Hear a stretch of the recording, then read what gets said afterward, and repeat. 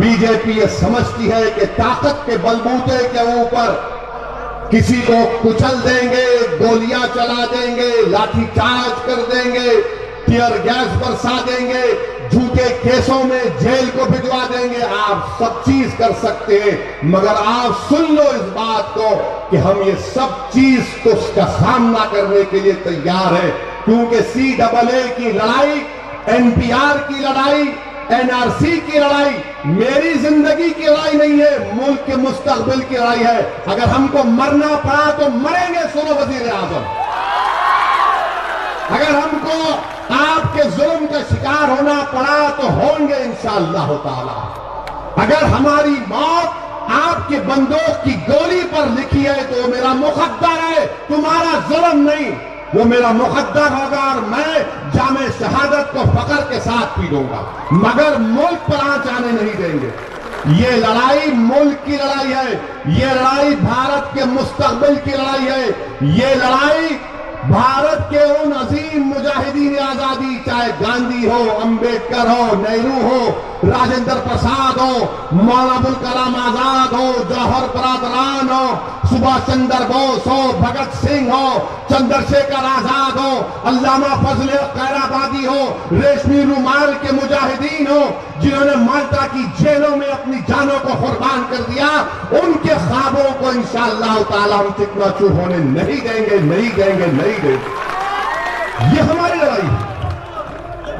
और आज मेरे अजीज दोस्तों और बुजुर्गों, CAA प्राइम मिनिस्टर हर जगह तकरीर करते हैं। रामलीला ग्राउंड में बोले 130 करोड़ जनता से कह रहा हूं मैं कि भारत में NRC का कोई अभी फैसला नहीं हुआ। झूठ बोल रहे, NRC नहीं आया। फिर आज कल का कोलकाता में वजीर आजम ने कहा कि भाइयों बहनों देना चाहिए, नहीं देना चाहिए, आप बोलिए, आप बोलिए। अब बेचारे बोलते उनका क्या है। अब प्राइम मिनिस्टर वो तो बोलेंगे जान दो भाई, उन्हें आया दिल्ली से बोल दो, खुश करके भिजा दो उसको।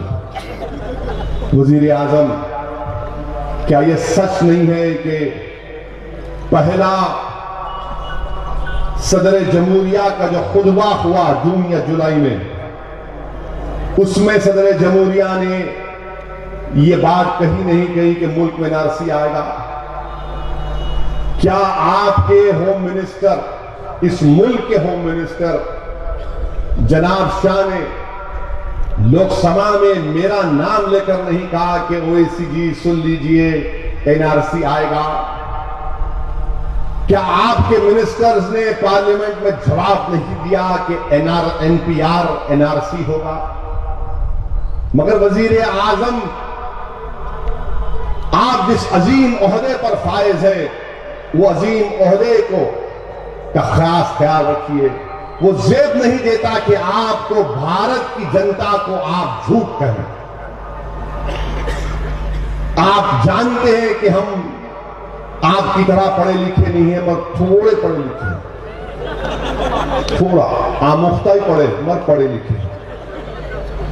और वजीर आजम और उनकी कैबिनेट पूरी देश को, पूरी जनता को गुमराह कर रही है।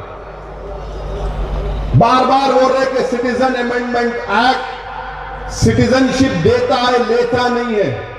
मैं कह रहा हूं ये खुद अनकॉन्स्टिट्यूशनल है। ये हमारे दस्तूर और आइन की तमहीद के खिलाफ है और आइन में फंडामेंटल राइट के खिलाफ है। हमारे आइन में, हमारे दस्तूर में, हमारे कॉन्स्टिट्यूशन में, हमारे संविधान में जो फंडामेंटल राइट है, जिसको आर्टिकल 14 कहते हैं, दफा 14 कहते हैं, जो मसावात की बात करता है, वो ये कानून मसावात की खिलाफ वर्जी करता है।